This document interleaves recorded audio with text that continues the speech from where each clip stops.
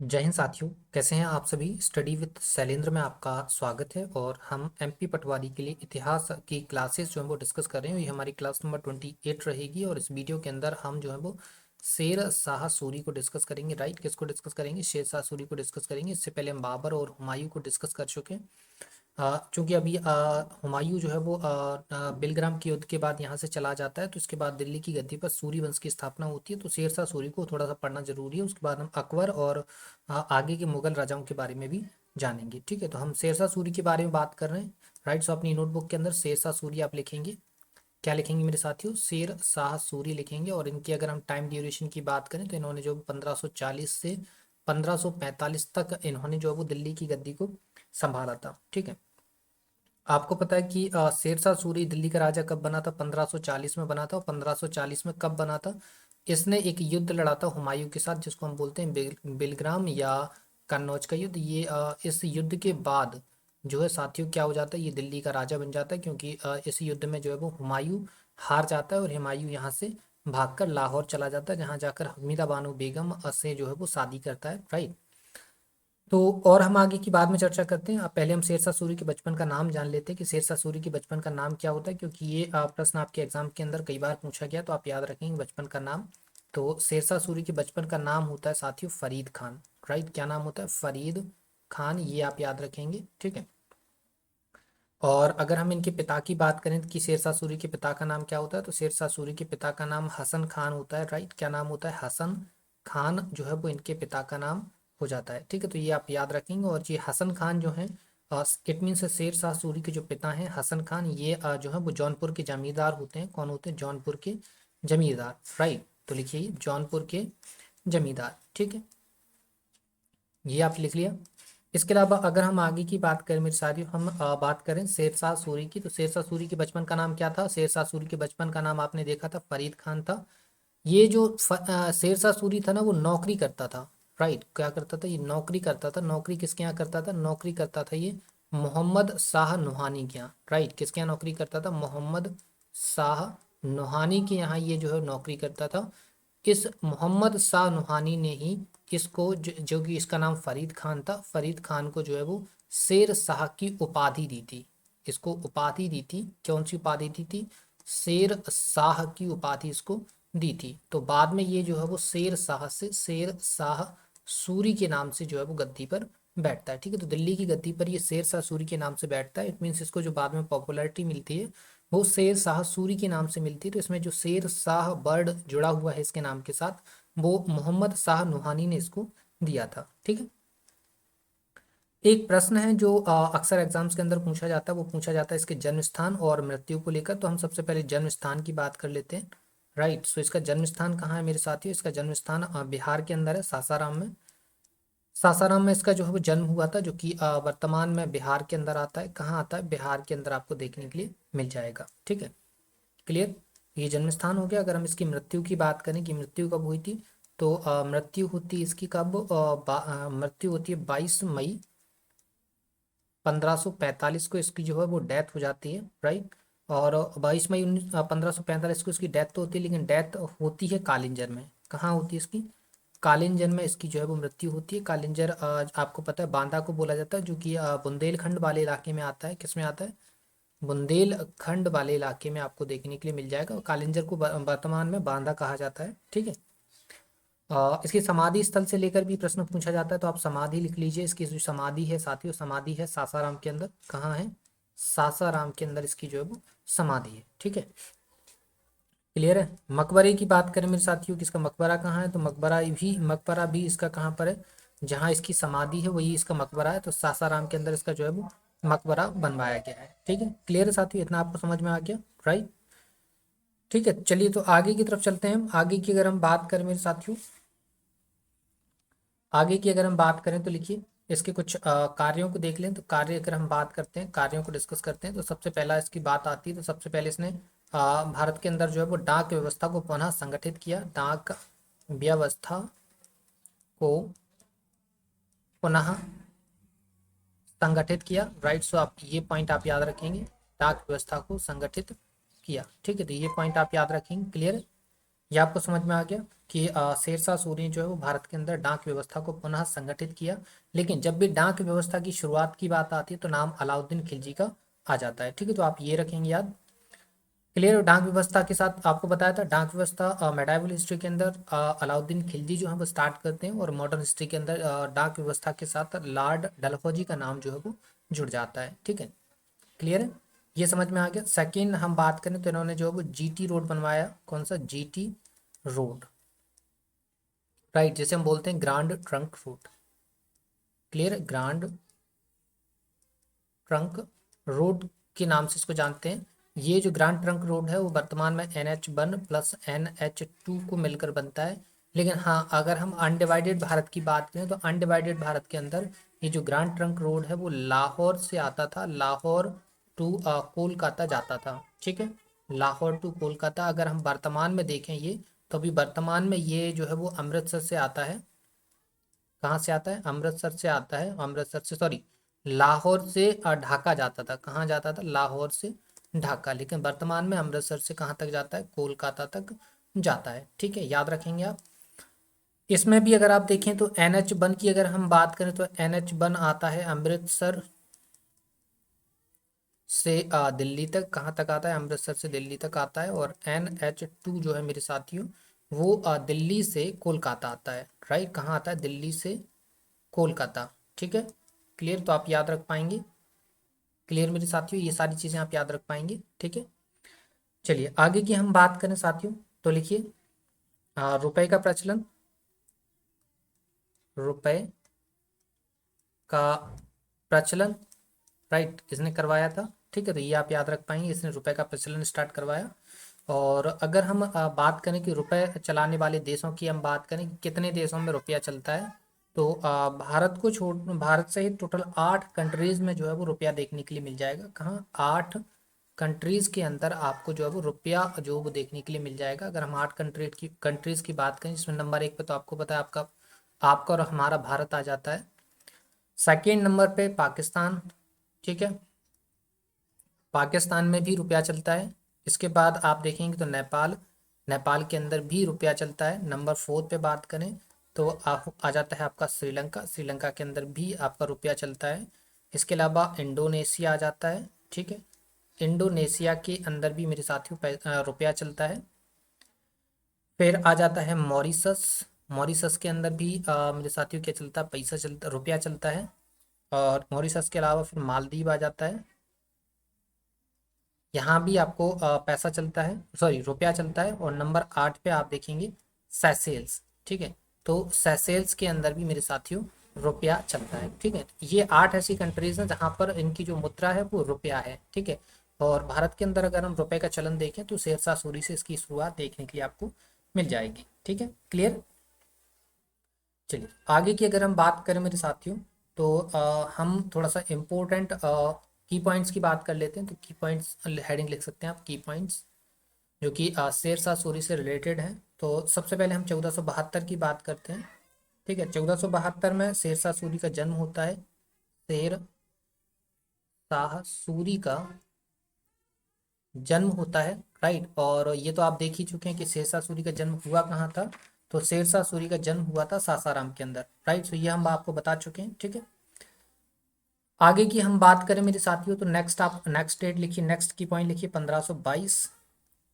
1522 में आप देखेंगे कि इसने जो है वो बहार खान के यहाँ काम करना शुरू किया,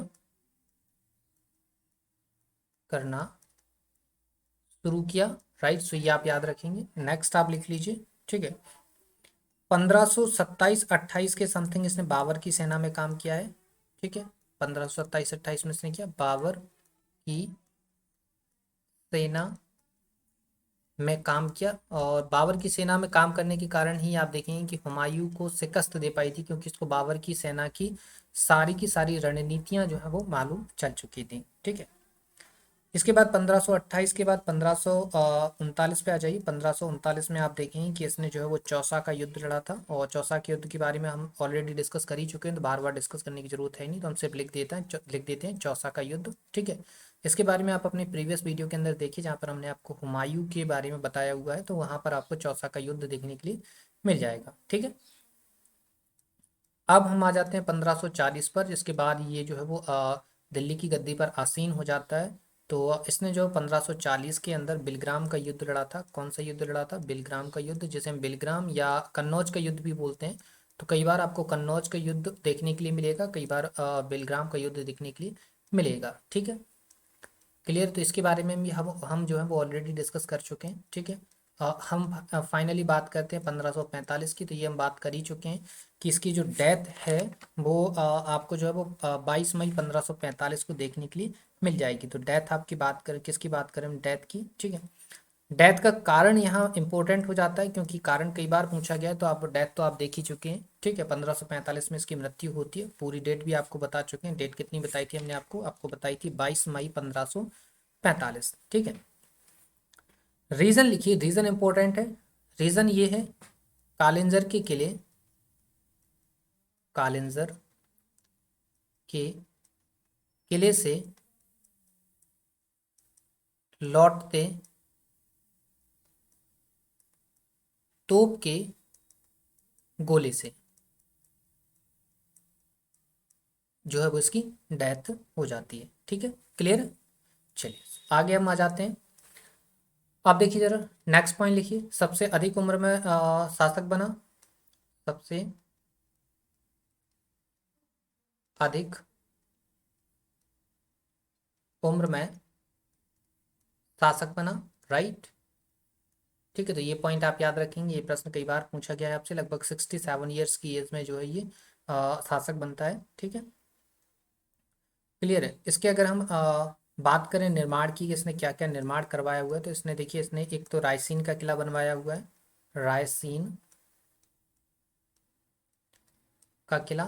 ठीक है, ये जो है वो इसने बनवाया हुआ है। इसके अलावा हम बात करें इसकी, तो इसने किला एक कोहना नाम से एक मस्जिद मस्जिद भी बनवाई है। किला ए कोहना मस्जिद, ये मस्जिद भी इसने जो है वो बनवाई हुई है। ठीक है, क्लियर साथियों। चलिए नेक्स्ट पॉइंट लिखेंगे। नेक्स्ट पॉइंट लिखिए जरा। नेक्स्ट पॉइंट लिखेंगे कि रायसीन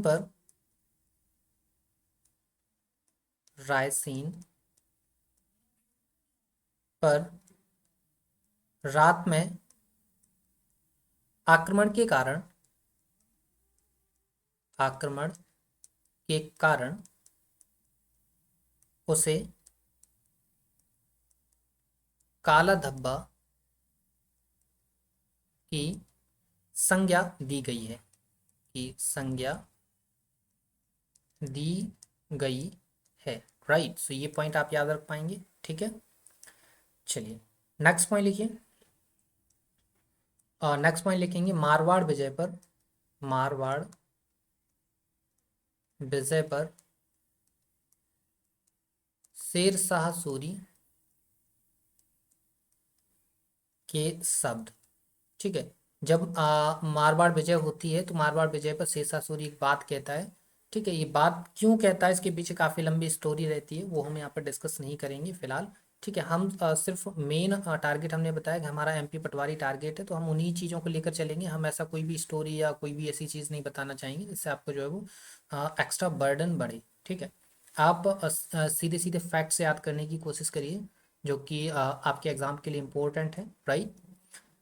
देखिए, मारवाड़ विजय पर ने ये बोला था कि मैं मुट्ठी भर बाजरे के लिए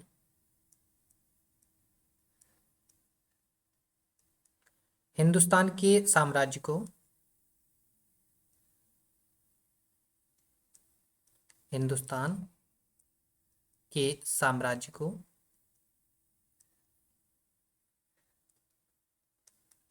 लगभग खो चुका हूं।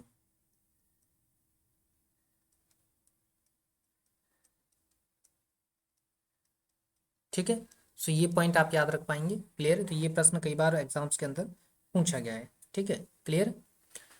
एक आप नोट याद रखेंगे, नोट में क्या लिखना है कि जब इसकी शेरशाह सूरी की डेथ हुई थी तो डेथ के दौरान ये एक आग्नेय शास्त्र चला रहा था। उस आग्नेय शास्त्र का नाम आपसे अक्सर अक्सर एग्जाम्स के अंदर पूछा गया, तो आप उसको याद रख लीजिएगा।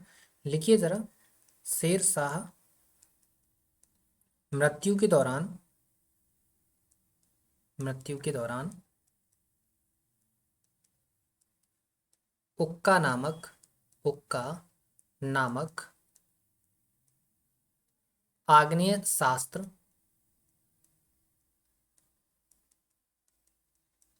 चला रहा था। राइट, सो ये आप याद रखेंगे। ठीक है साथियों, क्लियर है।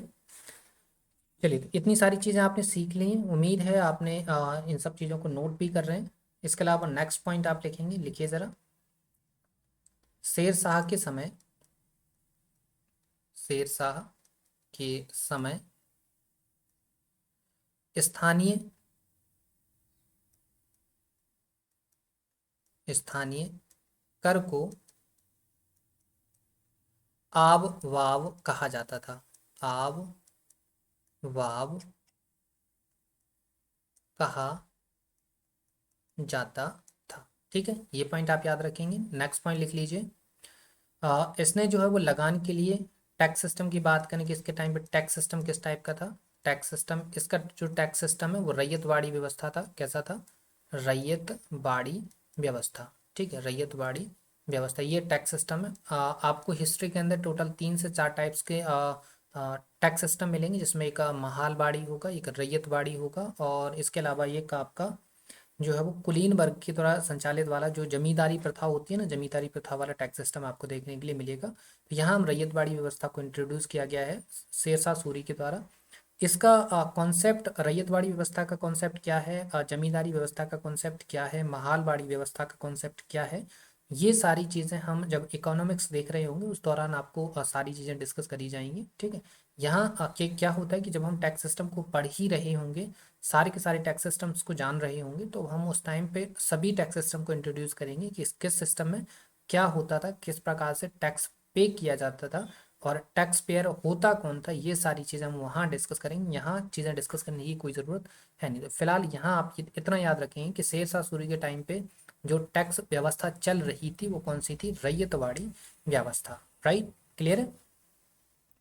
चलिए, सो ये पॉइंट हो गया। नेक्स्ट पॉइंट लिखेंगे, नेक्स्ट पॉइंट लिखिए, शेर शाह ने, शेर शाह ने 178 ग्रेन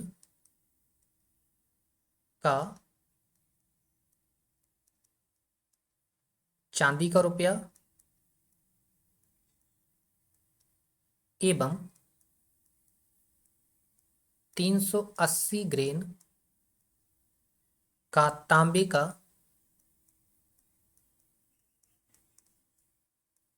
दाम मुद्रा जारी किया। दाम मुद्रा जारी किया। राइट, क्लियर मेरे साथियों, ये आपको समझ में आ गया इतना? ठीक है, चलिए, तो ये सारी चीज़ें आपने नोट कर ली हैं। आगे की तरफ चलें कि हम, तो चलिए नेक्स्ट आगे की अगर हम बात करें मेरे साथियों, तो और अगर इसकी बात करें, इसने जो है वो 1700 सराय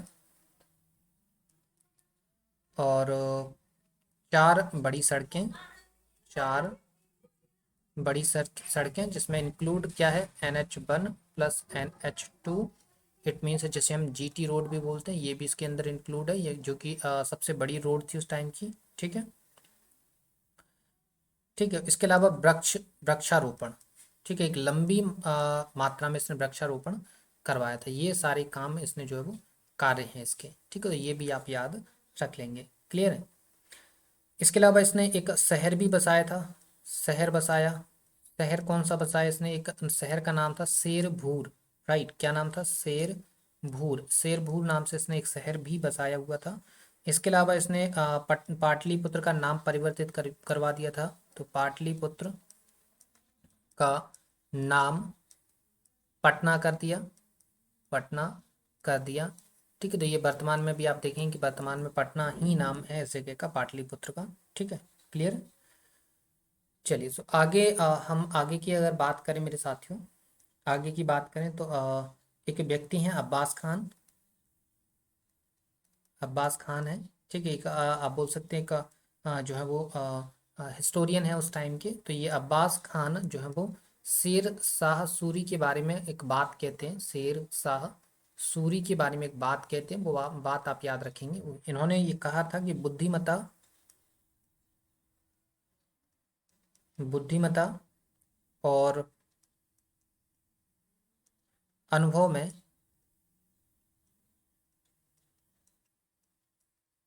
दूसरा हैदर है, दूसरा हैदर है। ठीक है, अब्बास खान ने शेर शाह सूरी की तारीफ करते हुए ये बात कही है। ठीक है, अब्बास खान जो है वो शेर शाह सूरी की तारीफ कर रहे हैं और कह रहे हैं कि बुद्धिमत्ता और अनुभव में जो है भी ये दूसरा हैदर है। ठीक है, क्लियर, ये बात याद रख पाएंगे आप।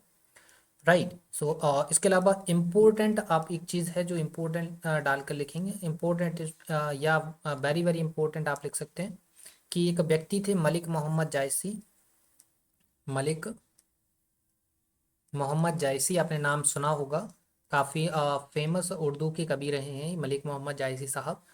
इन्होंने एक बुक लिखी है। राइट, इन्होंने एक बुक लिखी है, उस बुक का नाम है पद्मावत।